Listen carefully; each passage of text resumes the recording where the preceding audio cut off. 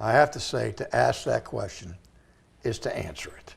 I mean, what could I possibly say to God that would change his mind? Would I give him information that he didn't have before I talked to him? Could I give him counsel and wisdom that he lacked before I talked to him? You and I both know that we are not God's guidance counselors, and we don't change his mind. But prayer, and if we don't change his mind, why pray? Well, first of all, because he commands us to pray.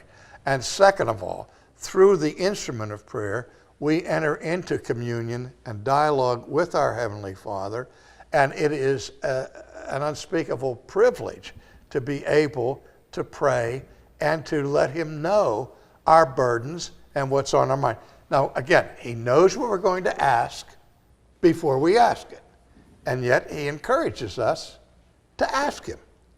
Again, not for his benefit, but for ours. Hey, 5 reasons why prayers don't get answered. Number 1, because of offense and unforgiveness. Number 2, because of unbelief and doubt. Number 3 is because of unconfessed sins. Number 4 is because of wrong motive. And number 5, because we mistreat our spouse. If what you're praying for is not right, God will tell you no. If it's not the right time, God will say, slow down. If you're not the right person for this answer, God will tell you to grow. But if it's the right time, if you're the right person, and also it's the right request, God will give you the green light and he will answer your prayer. It is God's desire to answer your prayer, because answered prayer gives joy to the Christian life. You ever pray to God and not get the answer you want? You know what you do? You keep praying. And you just keep surrendering to his will, because we don't understand. But because of the cross, we know that he loves us. We know that he's for us. We know that he's smarter than us, and he is at work in all things for the good of those that love him and are called according to his purpose.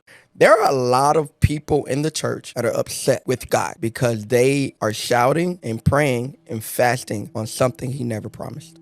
Fam, we got to grow up. I'm charismatic to my core. I preach less about miracles, more about management, less about stuff, more about strategy. We gotten a lot of people hyped up that don't even know how to handle what they're praying and praising for. I don't want to just shout about a harvest that I'm going to mismanage.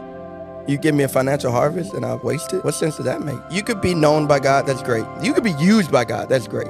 Fam, I want to be trusted.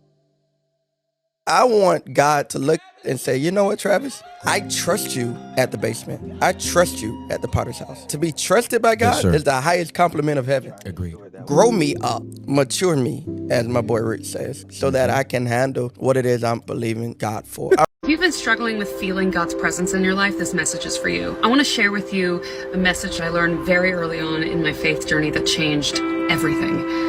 I remember talking to my now husband about it, and I remember saying to him, I just feel like I'm struggling to feel God in my life. I used to pray and feel like I heard answers instantly. I just feel like he's left the building. And he turned to me and said, Olivia, faith is not a feeling. Faith is a choice. Faith is the assurance of things hoped for and the evidence of things unseen, which means we can have confidence in things that are unseen. God, who is unseen. See, feelings are fleeting. Faith, in the moments where God is silent, is necessary because he's growing you. Silence does not mean absence. God is just maturing you.